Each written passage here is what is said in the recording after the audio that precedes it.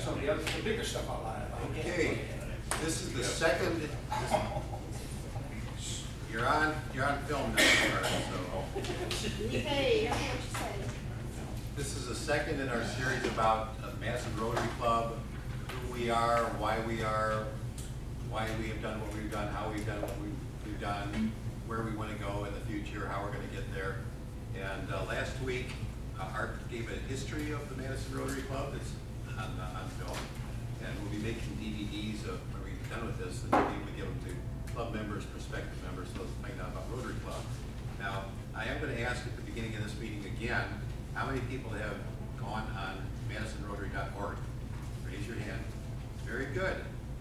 Much better than last week. And I'll ask that again next week. Most of what people really want to know about MattisonRotary.org can be found through MattisonRotary.org. Find out a lot about our club that week, as well as by talking to Rotary members, etc. We started to talk last week about the Special Kids Fund. And I'll summarize what we said last week. It was a setup in Dave Miller's presidential year where he looked at the Rotary Foundation and said, why don't we have one of those? He asked me to set up a 501c3, which I did, and we've been using it since the early 1980s. And it allows us to ask people for money and for which they can get a tax deduction, which is not clear that you can do that just through Rotary. So we wanted to be safe and do it in a way that everybody can get a 501c3 letter if they request it, etc. And you can get other things like sales tax exemptions and things like that if you have a 501c3. And the original goal was set up so that we would have a base that would then provide a certain amount of income every year to fund programs. And with the idea that what you raise from year to year can vary more than you wanted to, and we didn't want to run into years where we didn't have anything. At that time, we were in and entering into a time of even better fundraising success. We had Las Vegas nights that were making good money. There were a lot of work, but they made good money, and it was able to fund a lot of activities and fund this foundation. And there was a sub goal of having money that is available in emergencies. And we were hoping we would never have to use it for emergencies. The last few years, we have run into times when fundraising has been very difficult, and we have had to use some of that money, and we're very, very glad we've had it, so that we haven't had to cut out programs that we have felt have been important. And other clubs, Maybury Club right now doesn't have any money at all, and they're just really scratching right now. And we don't have to do that even. We do want to raise the money that we need from year to year. We want to have the original goal was to have the foundation have a certain base. It was originally thought to be $100,000, and then use the income from that from year to year in addition to whatever fundraising money we raise. So that's how it came about, and through the years we have used it for fundraising. And Ray will be talking about some of the things we've done for fundraising and things we've considered, and maybe we'll have some discussion about where we want to go. And I know a couple of folks that volunteered to help with the spring fundraiser this year are not here right now, but I wish they were so they could add to this conversation. But Ray will be talking about that in a few minutes. The document that I passed out right now is off of, as you can tell, MattisonRotary.org, and it talks about the Matteson Special Kids Fund Inc. It gives the budget that we have for this year, what we want to do, and it has different sheets showing with the different project areas, things that we have done, and the Special Kids Fund Inc. is not restricted to what we have done in the past, and people in our Rotary Club have come up with ideas about ways that we can help people near and far that the Rotary Club has adopted, and we've done things that individual Rotarians have found to be important and presented to the club, and it's worked out very well. And we'll talk about some of those things after Ray is done. He's going to talk about how we raised money, but we'll talk about, in addition to other things, how we spent money, what our kind of projects we've had, how we're set up and things like that. So with the Matteson Rotary Special Kids funding, I think everybody received the budget in the past, and it is on MattesonRotary.org. And any thoughts or questions or discussion about what Matteson Rotary Special Kids Fund Inc. is or should be? Then I'll ask Ray to come up and chat about how we have raised money and how we may raise money.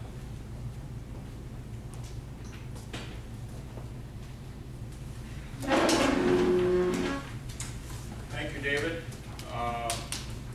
Yeah, I've been in the club since 1987, so I don't go back to the first 10 years of the club. So perhaps Art or Dave or even some of the older people can help me with maybe what went on prior to my coming into the club. But the one thing I've always found interesting about Rotary, and I think it tends to be a problem with recognition, is that, you know, if you think of a lot of the huge service clubs, you've got Kiwanis, Peanut Day, always in September every year.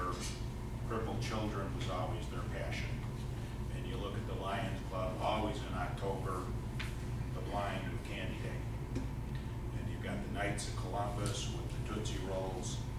And then you've got Rotary with probably the biggest project ever of polio. And we really don't have a national program out there where we're out pressing the flesh, as I like to call it. Good or bad, I think Rotary's been a little bit more of a check writing organization as opposed to hands-on projects. And to me, that's just always been pretty clear on some of the, the lack of hands-on projects. Now, a lot of the local clubs do them, but I'm talking really just on the international level, or certainly here in the United States. Having said all of that, as I mentioned, I've been in the club since 1987, and I'm just going to kind of go through some of the different things that I've experienced in my time here. I know right when I joined the club, and I know for a few years before I was in, probably one of the biggest ones was just flat out raffle tickets, selling them for some type of grand prize, either cash. I even think there was a car maybe perhaps with Dave Miller and some of those types of things back here.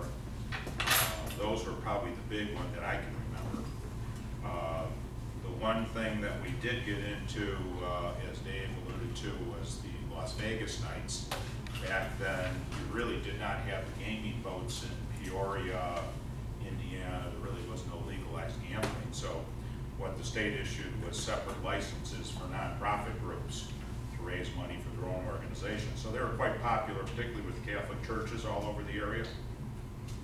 So we obtained a license, and the first one we held was probably around 1989 or 90, and that was in St. Lawrence O'Toole down in the basement of the church. After that first one, we were packed to capacity on it, and we did very well in our first year. Now this is back, 25 years ago almost. I think our first year we raised about $14,000. That's 25 years ago. So you can take the inflation on that. It was a pretty good fundraiser. We then followed it up, I think 3 more years. I think we did a total of 4 years. 3 years at the Holiday Inn. We used to take the big ballroom at the Holiday Inn. We expanded it greatly. And we pretty much traditionally always raised $10,000 to $15,000. So as Dave mentioned, probably the bulk of what's in the Special Kids Fund came from those 4 years of fundraisers, and of course they've been on investment, a lot of them for 20, 25 years, which is great. They expanded them. But they were fun affairs.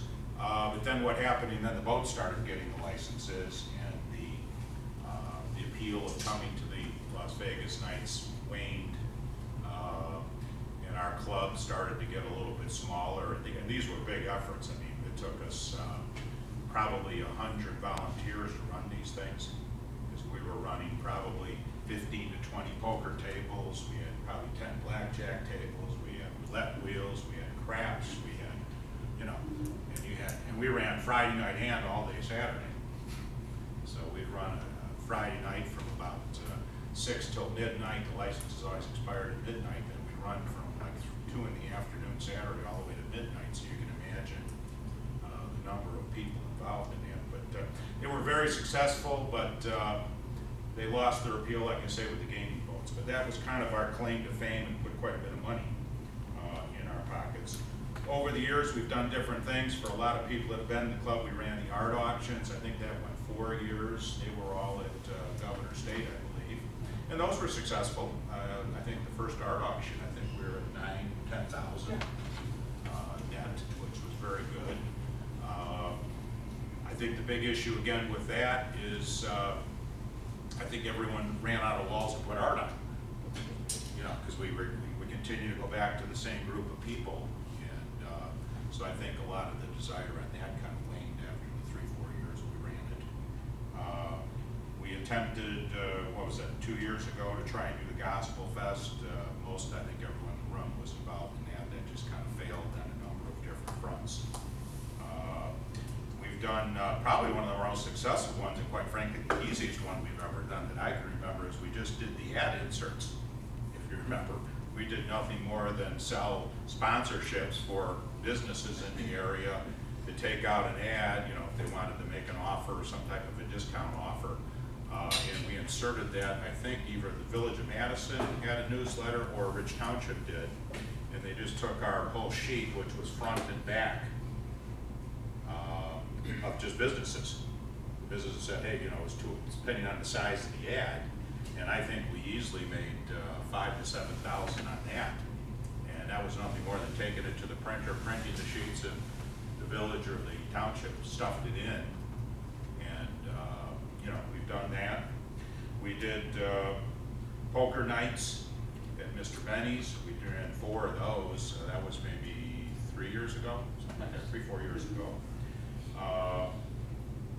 And those I think have waned quite a bit. They were kind of hot there for a while, but and we made a few $1,000s, nothing drastic on that.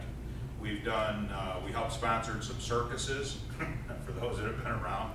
We did one at Bloom High School, the first one. Tony Carollo had it in with the circus company, forget it, Palis, the big company. They had all the equipment.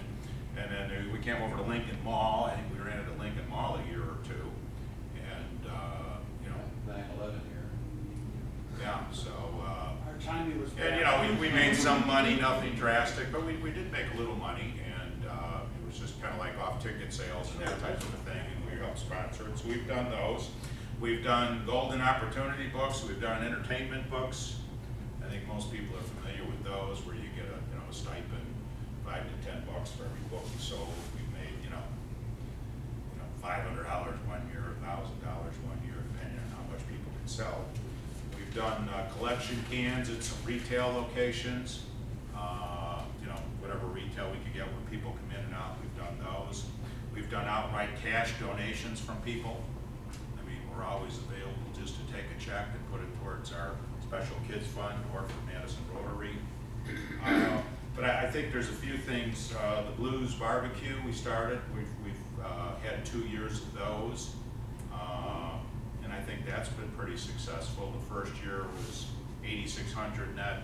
This year probably what, 6,900, 7,000. But there's a few things I think that are very important to kind of keep in mind. At least the way I look at a fundraiser, I think it needs to be repeatable. That's important. I think it needs to be manageable. By that I mean volunteers. When I go back to the Las Vegas nights I mentioned, that just took a huge amount of manpower that would never be able to be done.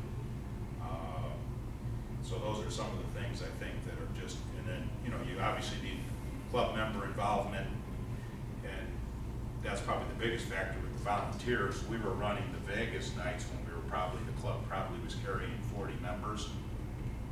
Now, of course, we're under 20, so the manageability of any type of a fundraiser becomes an issue. everybody and their spouse or a special person, plus other friends. We would invite other friends that we had to come and run the table. Oh, yeah, we just, we had sign-up sheets for months in advance to try and pull that off. We had, in fact, that's where I first met Arnie Slime. Arnie was, he was our blackjack dealer for 4 years. That's how I remember Arnie way back. He was always willing to, got a kick out of it. We had the guys in the bow ties and, looked the part. But they were a lot of fun. A lot of work, but a lot of fun. I've always felt that it's wise to keep a separate fundraising committee from the club. They need to, we used to meet separately. In fact, it's always common, we tell the story, Dan, myself, and Debbie O'Connell were real involved with the Vegas night, so we'd always meet at her bank. She worked at the Sale Bank, and she was always gracious enough, because we used to tease her that she didn't have any alcohol for the meetings. So bless her heart, for a couple of them, she went out and got those old airplane bottles. We would show up at the bank at 6 o'clock at night for the meeting, she'd bring out the little airplane bottles, and Dan and I were at. So we used to do those for months in advance, in preparation thereof.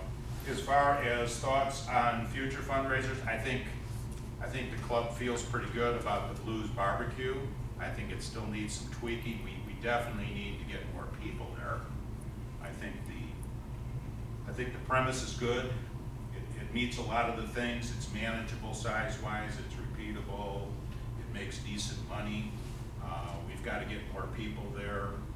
On that note, I know that the lady over at Olympia Fields Park District said that they've had tremendous success with a lot of their wine parties and different things with the Groupon ads and that type of thing. So that might be something we might want to look at, because I think they've been able to get 200-300 people, she mentioned, for their wine nights in the Park District. So they've had great success with that. So I think that's something that we could certainly continue. We've talked about community dinners.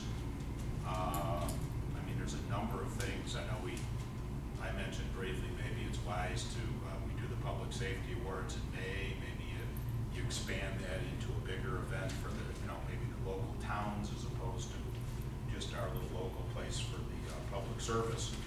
So that's food for thought. I think Tony and I have had some discussions. I think it might be wise for fundraising to look at maybe corporate annual sponsors as opposed to event sponsors. We used to do that pretty successfully when I was pretty heavily involved with the Chamber of Commerce here.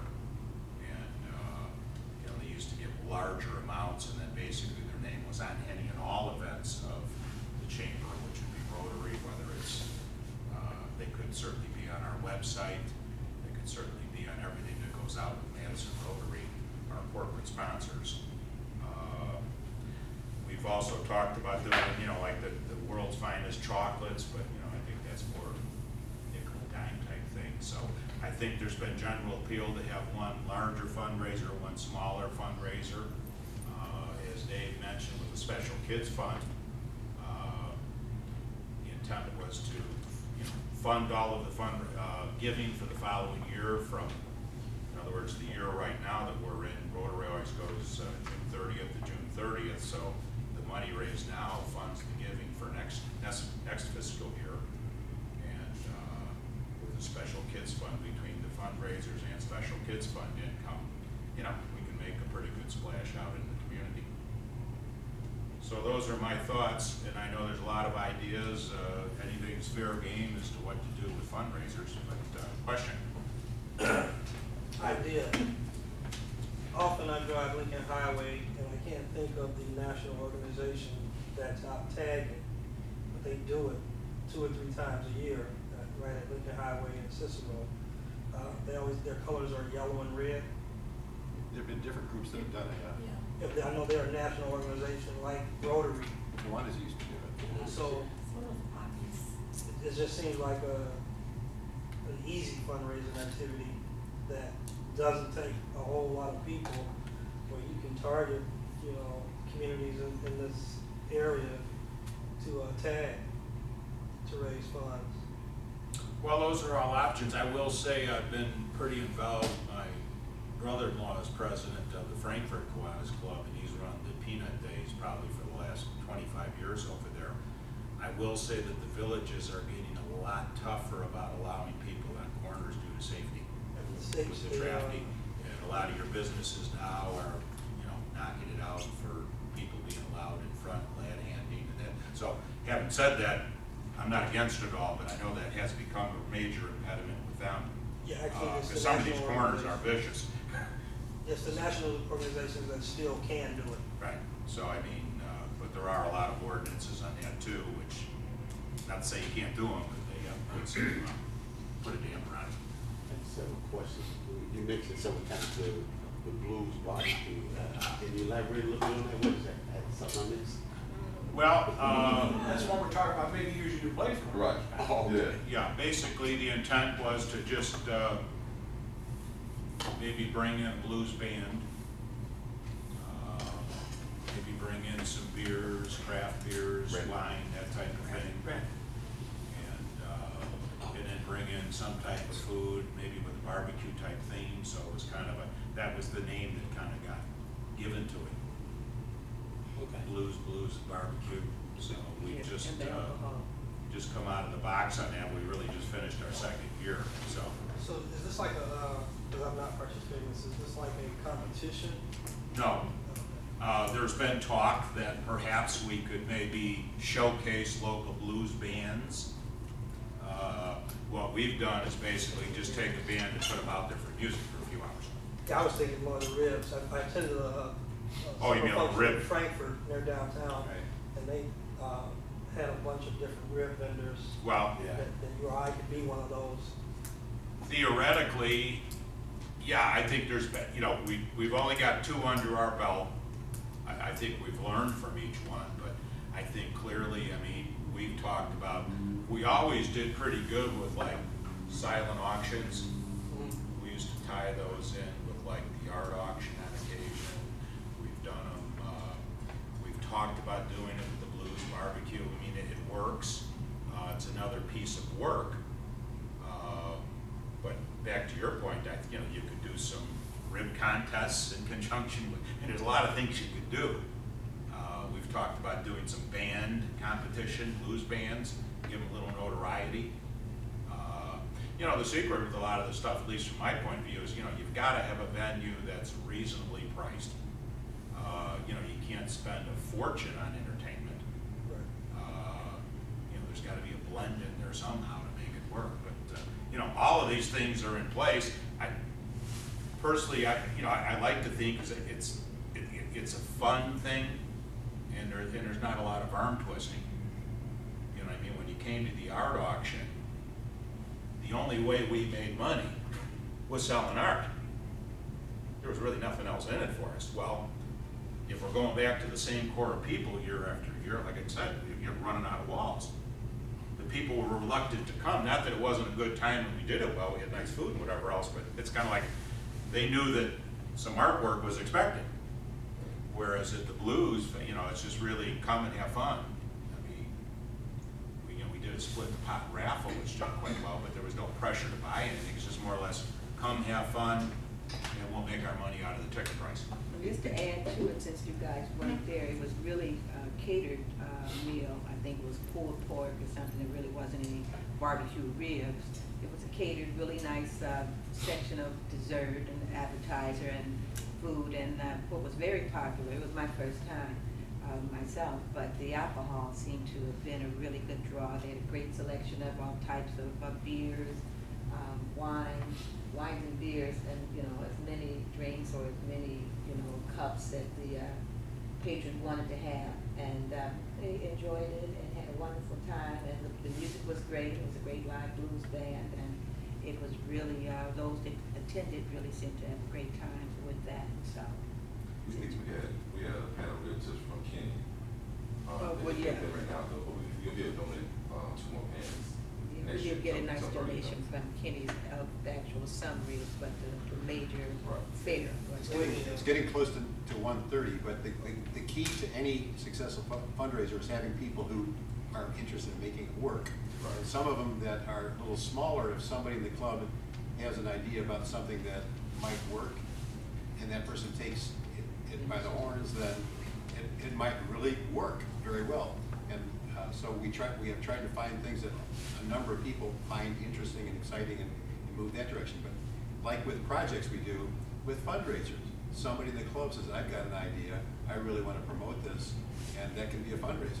So there's a lot of opportunity. So I think Dave's idea as incoming president is, you know, you really need a fundraising committee and throw it open to new ideas. We don't have, you know, there's nothing locked in stone. Any way you can make a buck is all for a good cause. So, thank you. Okay, thank you. We'll do the third and final phase of this review of Matteson Rotary Club next week, and then we'll all be excited about how to make everything Done for the work year. into the future. And what is Okay. the third phase? It'll be our last meeting for the year, the 16th. Now, just as a quick reminder, we're going to